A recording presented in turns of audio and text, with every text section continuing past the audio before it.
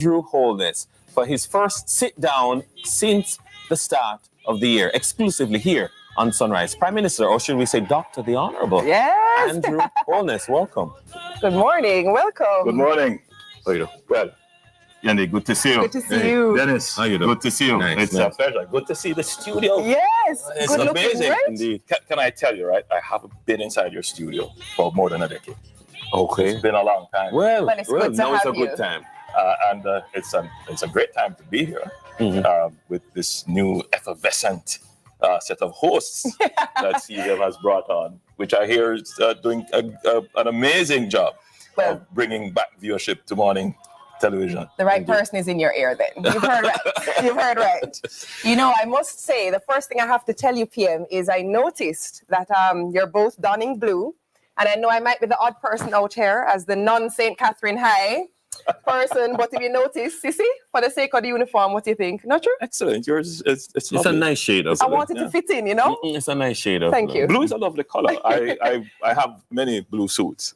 Indeed. It's a color that is inclusive. It Yeah. brings people together. Indeed. Speaking of St. Catherine High, let's talk a little bit about, we mentioned a bit in the intro where you started being from the parish, the great parish that Dennis is also from. And I know that education is critically important to you. And I mentioned St. Catherine and the school. So let's go to the place of Prime Minister's journey from where he started in St. Catherine to even the Minister of Education and where you stand now. Walk us through that. So I was born at the Spanish Town Hospital. Yeah. So it was, for me, an immense sense of pride to be able to announce that we are going to do major upgrade work to the Spanish Town Hospital. Spanish Town is a place that's very near and dear to my heart. But over the decades, many, many decades, it is the old capital that we have not invested in. And it is truly in a state where greater investment is needed. So I'm from Spanish Town. Yeah. And I will be paying greater attention to ensuring that there is investment in Spanish Town. So far we have two major investment projects in Spanish Town. One is water, and one is in health. I went to St. Catherine High School. I owe so much to that school. I went to Spanish Town Primary before, and I owe so much to them as well. But to St. Catherine High School, that's where my formative years were. My teachers were excellent. I lived on Cumberland Road, which is just near to the Grassyard Market. I attended the Seventh-day Adventist Church, and then I lived in Ensom City. It's a newly developed scheme. That was a wonderful time in my life. Met many great friends. It was what you would call an aspirational community. The people who lived there were all trying to pursue, if you want to call it, the middle-class dream, owning your home, getting your children into high school and university. It was quite aspirational. I grew up in the period of the 80s. So that helped to, form my political outlook. And then from there, went on to the University of the West Indies. I taught for a year after doing my A-levels. I taught for a year at St. Catherine High School. And then I went on to the University of the West Indies, participated in student government and in student life there. I lived on Hall. I lived on Chancellor Hall. And that was another formative experience. You could say I lived the Jamaican experience. Yes. And I don't consider myself coming from, a rich background. I came from humble beginnings, humble circumstances, single parent household, myself and my sister and my mother. And put it to you this way, the struggle was real. I don't use that, however, as an excuse. I tend to want to say to people, embrace your struggles. Yes. Whatever is thrown at you in life, it is to make you stronger. Don't run away from it. Embrace it. I'm getting a sense that some people don't like struggle. There's a sense that life should just be easy. Life should be commoditized. And you can just simply take out one block, put in another, and it should almost be a sense of entitlement. My struggle, my history is that is not it. And you have to really put out the effort. And there is no success without sacrifice. Prime Minister, you come to us this morning at a time when there is, among people who are interested in these matters, a great deal of frustration with the constitutional reform process. I put it at the back burner of my mind because I've been excited about it in the past and been disappointed. I'm disappointed again because of where we are. Why are we here again where the constitutional reform process has been stalled? Well, in the 90s, quite a bit of work was done on constitutional reform. There was a committee of parliament that did a report, and it was quite good work. When we were about to celebrate our 60th year of independence, I paid close attention to calls coming from various quarters, including past leaders of the country, that it would be an excellent opportunity for Jamaica to contemplate becoming a republic. It seized my mind as something that was important, and I too felt that at 60, it is time that we seek to become a republic and truly define our independence, move our independence into another form of it. Now, to do that, it was not a straight line. It was not a simple activity. And we considered it very carefully. We thought about the work that was done before, and we recognized that it was dated. It was done at a different period of time. An entire new generation would have emerged since then, and their views ought to be considered. Yes. And therefore, our approach to it is that we should not just abandon the work that was done to start all over, but to put in place a committee that would review the work. My understanding of statements made by the leader of the opposition and in letters written to the Minister of Constitutional Affairs is their initial position was that we should just go ahead because they also agree that it is time that Jamaica became a republic. We thought it better to have a process of review because we needed to have taken into account the views of a new generation that has emerged. And Jamaica has become such a diverse country with many, many views. So the nature of our democracy is that we would have to include those views. The opposition, having said, go ahead, then they did not want to name members to the review commission. We sorted that out. We had a Vale Royal talk where we explained what the process is. They raised the issue of what would be Jamaica's final court.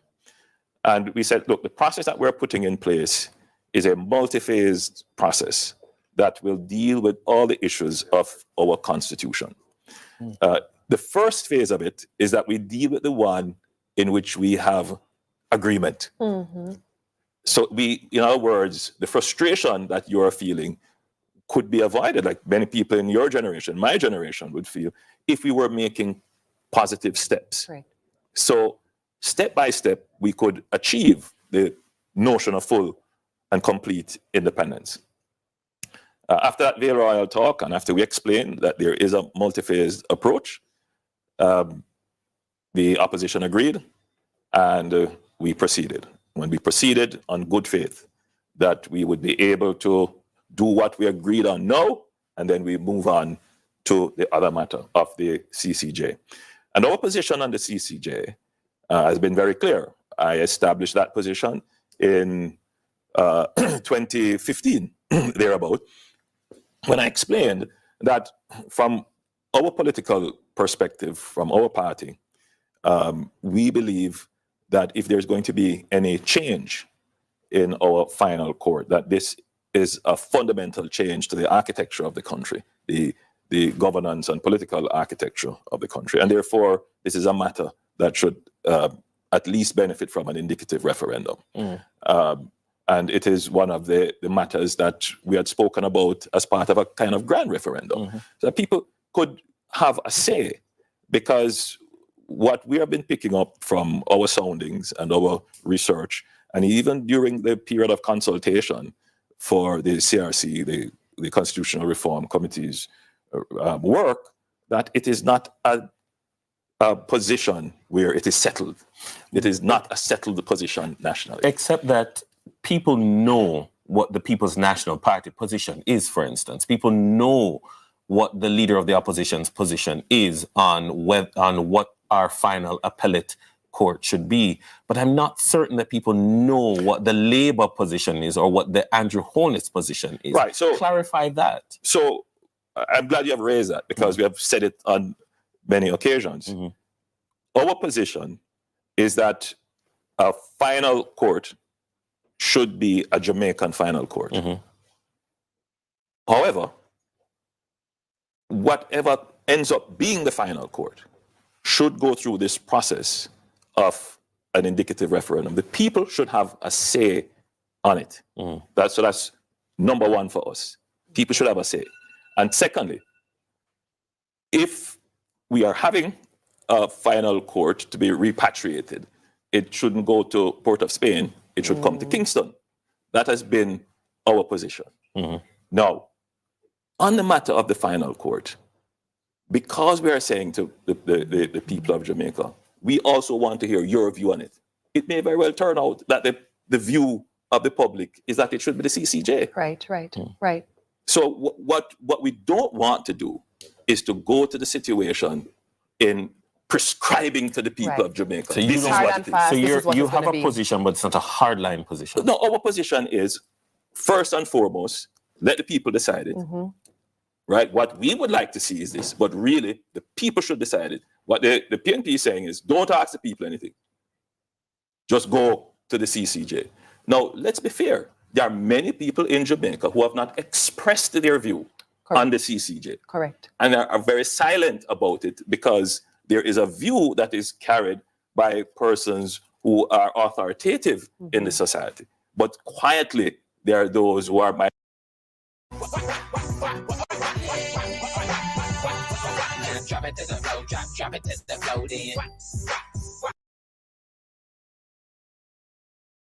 put it through this very intensive process of public debate.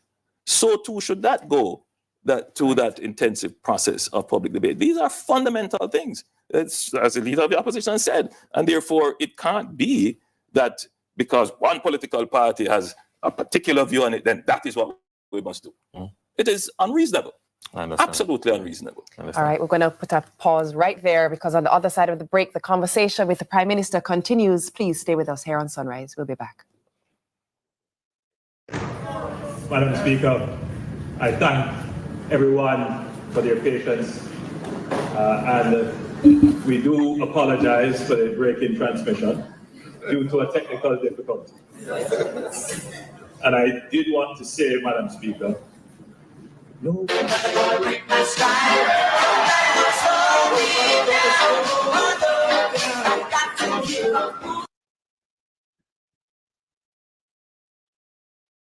We're gonna go back as soon as the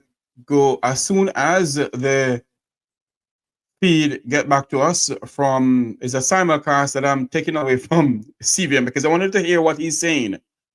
And a lot of people are saying, why are we listening to him? No. Knowledge, when we get the knowledge, when we get what they're saying firsthand, then we can go out there and say XQYZ, that we hear it firsthand. That's the reason why I decided to bring it live this morning, because I want to hear what he's saying pertaining to the Constitution. In the Gleaner report yesterday, the Minister of Legal and Constitutional Affairs, Ms. Molly Malou Ford, is saying that Jamaica will not get, and I'll read that over today, that Jamaica at this time will not get an elected president. We're going to discuss that later on today. But, for now, we just want to get through with this in what he's saying. As soon as the feed come back to us, we will, because they're taking a commercial break, we will go back to them and listen to what he's saying.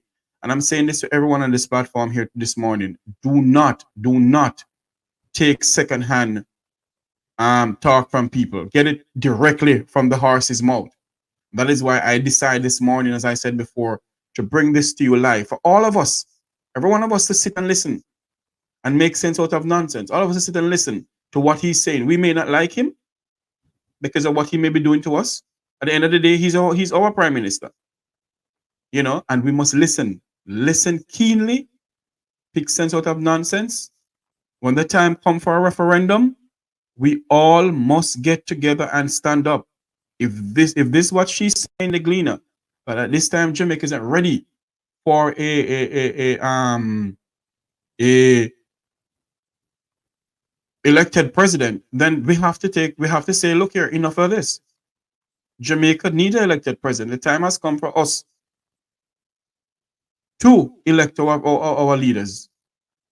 To elect our leaders. We can't have some willy-nilly thing where the point of it is that, we must accept what they push down our throat. We need an elected leader. We never elect Prime Minister Holness, nor Portia Simpson, even the former prime ministers that gone by, we never elect them. So there comes a time for us to elect a leader, and they must listen to us. So we're going to listen to what he's saying, his views and everything, and we're going to discuss it later on this evening. Hopefully he says something that makes sense to us. But, as I said before, many of us are saying, why are we bringing this on? It is constitutional reform. And whatever is done now will affect us and our children. So this is the time for us now to listen, make sense out of nonsense, and bring back things. Sit down and talk to them and say, look here, you all need to listen to us. We can't be listening to you people all along. We need to listen to us now. Listen to us now. We're gonna join back the feed that we're getting in just a moment. As soon as I think they're back now, we're gonna go back to them and listen to what they're saying about the Constitution. Interview with the Prime Minister of Jamaica, Hon.Andrew Holness. We're gonna listen to what they're saying, and as I said before, pick sense out of nonsense. Here we go.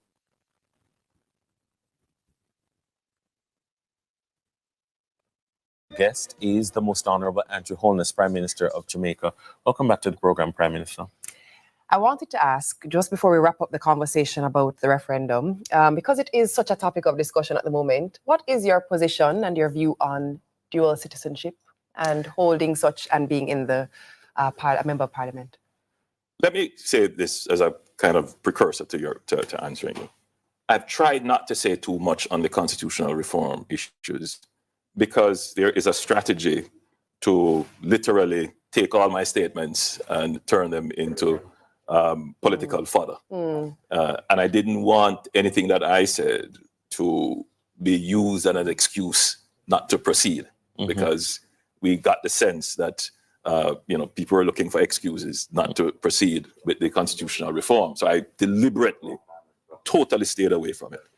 So even though I'm going to be very careful and guarded, limited in any statement that I make on this matter of the dual citizenship, except what I've already said, which I was very clear in statements made when I was leader of government business in the parliament over a decade ago, that I believe that the Jamaican diaspora is much bigger than our Commonwealth, and that the Jamaican Commonwealth is our diaspora wherever they are, and that we should allow persons with Jamaican citizenship to be able to serve Jamaicans in our parliament politically. So for me, it doesn't matter what other citizenship you have, once you swear allegiance, being a Jamaican citizen, to Jamaica. That would be my stated position. The other thing I would say is that to be the ultimate leader of a country, to be the ultimate executive leader of the country, you should have no other citizenship. There should be no question by your citizens that you lead, that you have somehow split loyalties, that you have a parachute should in case anything go wrong, that you may not be subject to the full force of the laws of the country that you serve because you are a citizen of another country. You could always find a way out.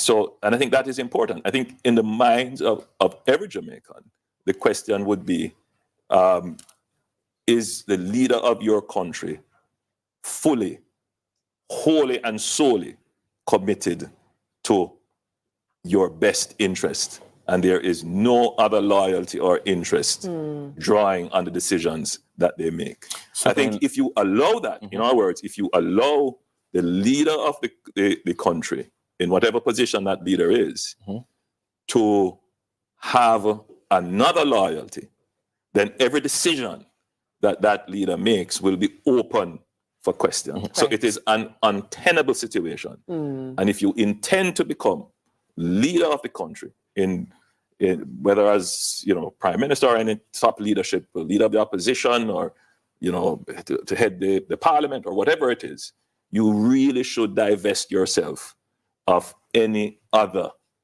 loyalty that you may have. So am I taking that to mean then that, for instance, your party, I've seen members of your party over the past weekend calling for opposition leader Mark Golding to declare whether or not he is a UK citizen. You are saying then that if he is, then his position is untenable. So for two things, we believe that we must find a way to include our diaspora, our Jamaicans.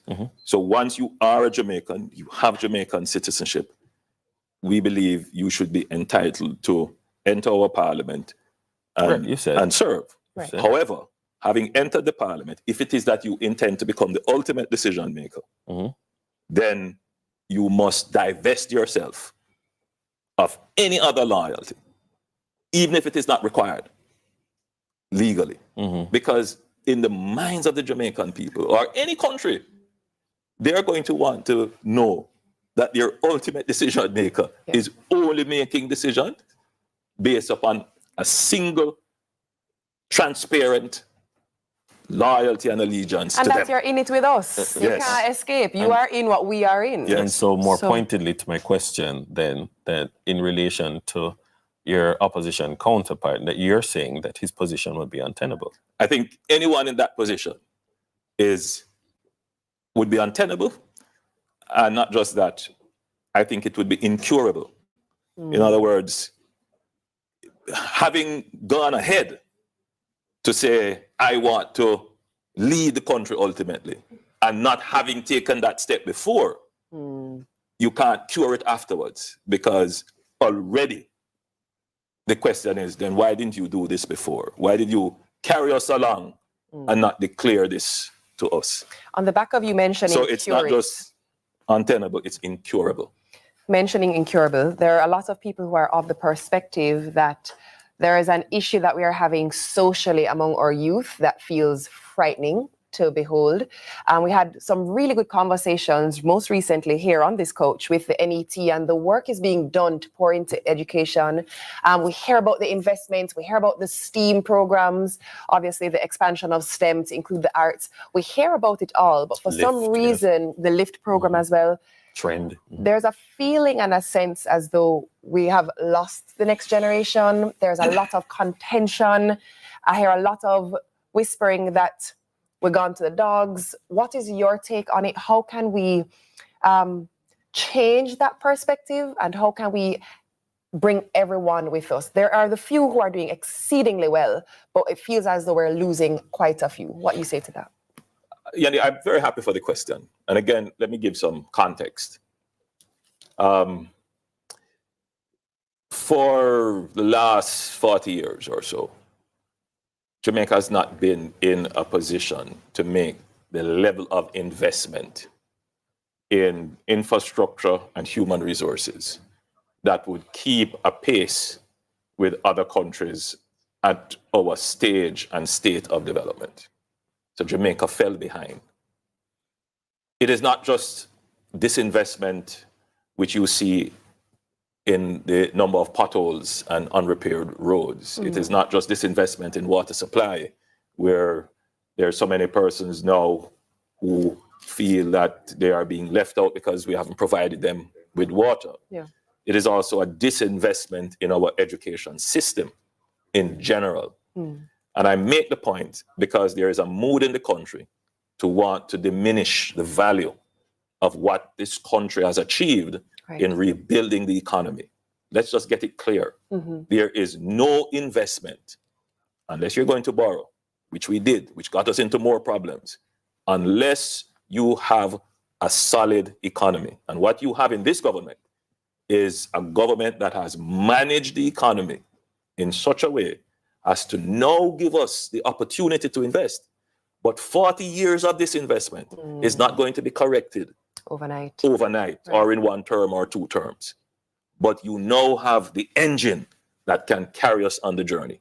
Now, what is the state of the engine in 2024 in terms of... I wanted to just finish up with Yendi's question, and I'll come about the state of the engine. So we have a good engine, which is why NET, an institution which I take paternity for, that came out of the National Education Transformation, but it was something that I did specifically as Minister of Education because we recognized that there needed to be an entity to manage investments in education. So we are making the physical investments in education. But I think we all must agree with what you have said, that our human resources, in terms of their readiness and training, in terms of our socio-emotional regulation, that we do have a challenge. And we see that reflected on two pathways which are so important for our development. We see this being reflected in the level of productivity. And we see this reflected in the level of peace. So what is the next mission of the government? Having addressed the issue of the economy, we are trying to address the issue as to who we are as a people through the constitutional reform. The next phase for us, and I've said it at the beginning of the year, is that the government is now going to focus on peace and productivity. And let's talk about peace and productivity from the lens of the education sector. We have seen an increase in violence in schools, particularly coming out of the lockdowns, the pandemic.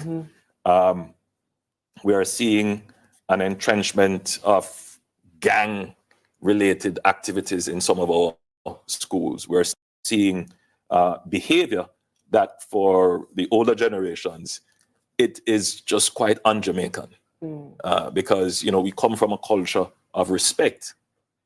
And we're seeing a generation where that respect may be expressed in a different form. And so there is a dissonance in the society. And remember, we are in the Gen Z generation where their outlook on the world is quite different. They believe the world is customizable, that there's a different standard, and truth be told, they're more inclusive than the previous generation. So there is this kind of generational difference. You're looking at them and saying, "Oh, they're the last generation." No, they're not. They have a different perspective. Their creativity is different, and our education system needs to kind of change to how and meet them where they are. Because remember now, yes, we have an education institution, but when you compare that educational institution to the information that is poured into our society, unregulated, without any form of context, that is what would have more impact on their behavior and outlook, and not necessarily the education system itself. So the education system has to change in order to accommodate this new norm, Jamaican. So the education system is going through transformation, and they have tried and are trying to change exams, for example. What is it that we're examining for? The certain changes to the curriculum. But we haven't really started this massive transformation that will provide us with the workforce to keep the economy growing, and that will provide us with the next generation that are going to be good parents and solid citizens and people who will shun gangs and skilled at conflict peace. resolution. Precisely. All right, we're going to take another break. On the other side of the break, the conversation with the PM continues. We'll be right back.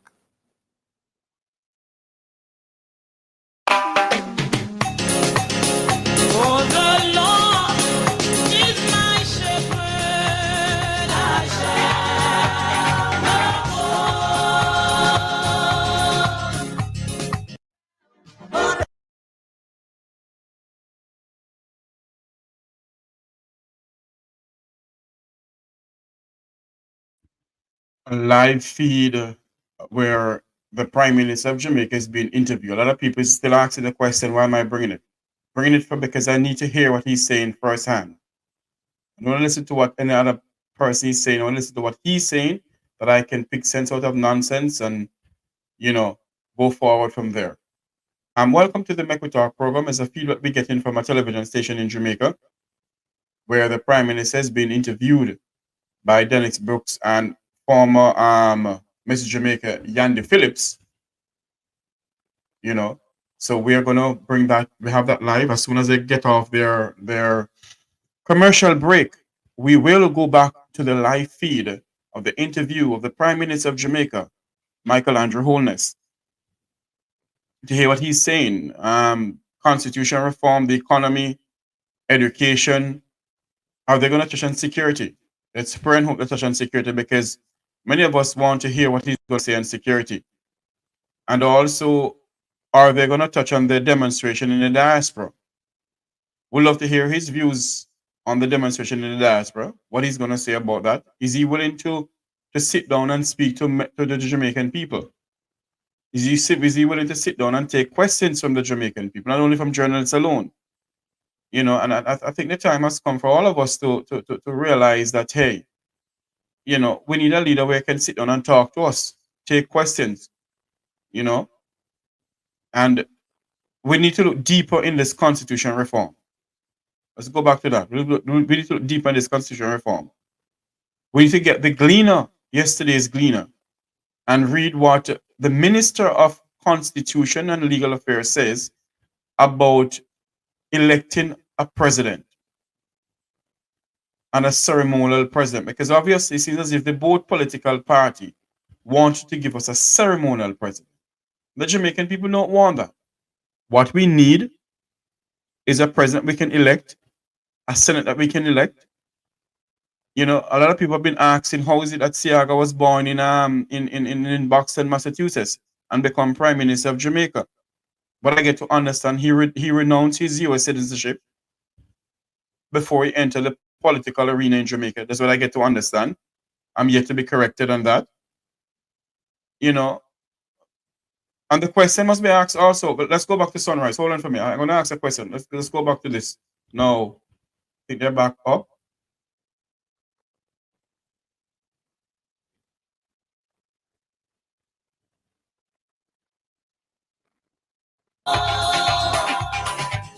Thanks for staying with us here on Sunrise. If you're just joining us, our special guest this morning is the Most Honorable Andrew Holness, Prime Minister of Jamaica. And we do have another guest host that we're welcoming onto set. His name is Caleb. Good morning, Caleb. How are you doing? Good morning. Hi, Caleb. Hi. Oh, you're bringing breakfast for PM? Good morning, Caleb. You hear he likes Ota Eat apples. Oh, Lord. He particularly likes to pick them. Unfortunately, I can't have these in my diet these days. But the apples will do. Thank you very much. Apple is excellent. Eh? Caleb, a little birdie told us that you have a question or two for the Prime Minister. Have a seat. Okay. So go ahead and ask any question. Okay. Morning, Mr. Prime Minister. Good morning, Caleb. How are you? I am good, and I'm better for seeing you and meeting you. I have a couple questions to ask you. My first question is, what types of genres of music do you listen to? Oh, I love that. I listen to all music. I mean, I must tell you. So, I recently discovered Niji Boy. Nigel Boy. Uh-huh. I've always listened to dancehall music and how it has evolved. I mean, I can't tell you I agree with every theme of the music, but it's good. If sometimes you don't hear the words and you just hear the beat, that's fine. But I do pay attention to it because it's a pulse of the people, and you have to hear what the people are saying. So clearly, that is always, on my playlist. Roots rock reggae. Bob Marley going right through. Clearly, so those are always on my list. I like, alternative. I don't think they call it alternative these days, but Yeah. It's very difficult now to put pop music into a genre because it's all mixed and collaborations and so forth. So pop music generally, and our traditional music, mento. If you get a good album. It's good. Yes, sometimes I do listen to classical music. Yes. These days I don't. That's a relaxed Sunday. Listen. Yeah. I think also on a relaxed Sunday, you go to Sister Pat. I know you love the Lord is mine. And then guess what the Prime Minister does? He gives us a dip and then a turn. What else you want to ask? Is your job of being a prime minister easy or difficult? What do you think? I think it's very difficult. You're correct. But no, it's not an easy job. When you're prime minister, everybody's problem becomes your problem. Yeah. And if you are a prime minister that people believe can do stuff, then everything is going to be placed at your feet. So in a sense, your success becomes your own challenge, because people believe that you're not doing enough based upon what they think you can do and what you have achieved in the past. So I found it very amusing on social media. Somebody drops in a pothole and says, "Andrew Holness, look at the pothole." Ultimately, yes, you're responsible. You have to make the policies work. Yeah. But then it goes to some other extremes, which might be ridiculous. But you get blamed for the price of glue for eyelashes or whatever it is. You see some strange things on social media. But the truth is, Caleb, that it is a difficult job. You can't please everyone, but you must be focused on what it is that you have set out to do and try to achieve those things, whilst at the same time giving everyone a listening ear. You won't be able to respond to everybody, but you must at least have the system in place to scan the environment, to hear what everybody's saying, and then you pick the sense out of whatever nonsense or whatever sense there is, and you move ahead with a strategy. And that is what leadership is. So everybody's going to say, I want this, this should be done, that should be done. And they're going to be powerful voices. You listen to everyone, and then you find a quiet place, and you make a decision. And once you've made a decision, that is what you're going to do. And that's leadership. Excellent. Thank you very much for your questions, Caleb. You're It welcome. is Child's Month. We are celebrating Child's Month in May. And so glad you represented the kids today. All right. Caleb, high five. Oh, Very well nice. done. Nice. Kim, as we let you go, I just want to ask, in terms of your outlook for the economy for the rest of the year, things you would say, there are numbers that are in the right direction, but some people might not feel those numbers, they say. What's the outlook from the Prime Minister's desk? The big picture for Jamaica is our economic independence. All right, that's the big picture, meaning that we as a country earn the resources, we produce it, we earn it, and then we determine how to spend it. Right. That's a big picture. And you can see that is what is emerging, whether it is the highways that we're doing, the water project. You're not hearing about Jamaica borrowing to do, is Jamaica spending what we've earned. All right? So that big picture is emerging and becoming almost the status quo. And that's what we want. If you dig a little deeper into that picture, how do we translate this now into benefits for every household? Yeah, the trickle-down effect. I'm not a trickle-down economics. We want raining down. Right? I don't believe in trickle-down. I'm going to be clear. Yes. Right? Yeah. We believe in transforming. Correct. Now, the average person looking on and hear me talking about GDP, debt to GDP, That's not their language. inflation, Yeah. it's a chop. That not be not to me. Exactly. It's not their language. All right? Okay. All right, I hear what you're saying. But it means everything to you. Pay attention to it. Yes. Because if it is not going in the right direction, it's problems. So let's talk about how we transform households by focusing on inflation. If you earn a fixed income and the price of goods are moving every day rapidly, your fixed income is going to be able to purchase less things. So you need the government to focus on inflation. So stop saying foolishness about inflation. We don't mean anything. It means everything. And you need to hold the government to account for that. So we hold ourselves to account for that. After the pandemic, inflation went up to as high as almost 12%. Globally. We have now brought it back down by doing deliberate things such as, controlling whatever increases there are in taxi fares and giving some subsidies to cushion to reduce the impact of that, but by controlling interest rates as well. That has a secondary effect on economic activity and on businesses.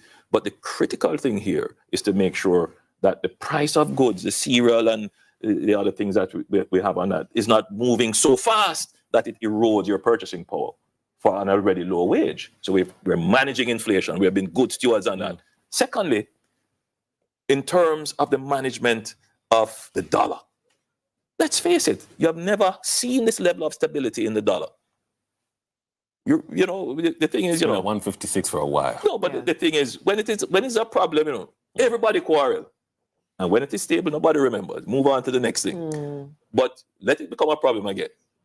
And we have been good stewards in managing that.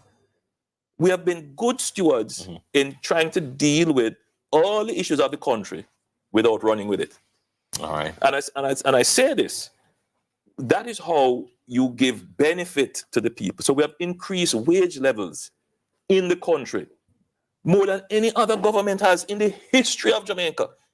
And yet people say, well, we don't get the wage, and we quarrel about all the wage-related issues, which we understand. There are fundamental issues about how, who gets what percentage on these issues. And we're working through them. And there are still persons whose wage settlements haven't been finalized. So we appreciate and we understand that. But let's not miss the big picture, that the things that matter to your household, controlling inflation so that your income maintains its purchasing power, increasing your income levels, especially those who work in the public sector, the increases twice now in the minimum wage. These are all things that should make it globally easier for the household. But we're coming from a really bad position, and it is going to take some time to get there. But you can see that the government is making the economic steps to secure not just the national economic independence, but your own independence. And what is the greatest way to secure your economic independence, Caleb?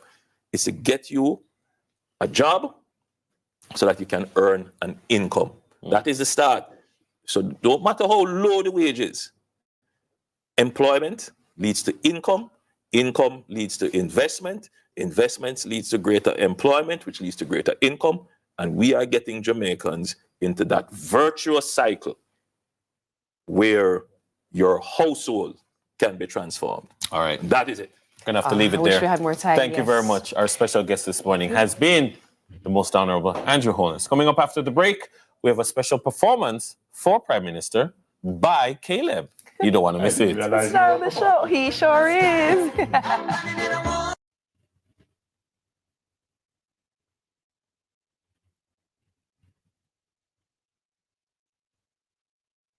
Well, this is where we're going to say so long from here for another morning. Join us later on this evening, later on today, when we have a live simulcast broadcast from News Talk 93 FM with our own Wilfred Radigan. He'll be speaking to the fireman, Conrad O'Brien. It will be live on the Meko Talk YouTube channel. So join us then. With what the Prime Minister just said, we're going to dissect and go into that later on today. But we have two simulcast broadcasts coming up that we have to deal with today. One with Professor Rosalie Hamilton with Conrad O'Brien, and the main one with Wilfred Ratigan. Retired FBI agent Wilfred Ratigan will be on the Straight Up program with Conrad O'Brien, and we will be bringing that to you live today at 12:10, at 11:10 Jamaica time, 12:10 US time. They'll be on. So we're going to go live to that and listen to what they're saying. What the Prime Minister says, what he just said a while ago, we're going to go into that later on today and to speak some more about that. So until you hear my voice again, remember to like, share, and subscribe to the Meko Talk Jeffrey Tavares YouTube channel. Have a great morning, everyone. Join us later on this morning with Wilfred Radigan and Conrad O'Brien. Have a great morning, everyone. God bless.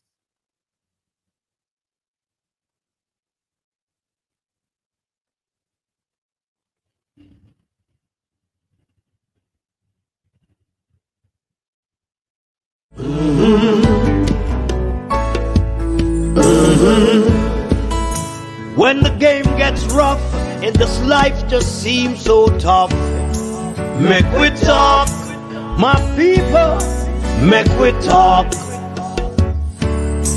When this town becomes an ugly place, don't let it erase the smile from your face. Make we talk, people, make we talk. Conversation is the key, a guiding light for you and me. Spark a talk and you will see. Conflict solver A to Z. World leaders master the art of self-defense just by talk. So people, make we talk. Hey, we're living in a world that on ourselves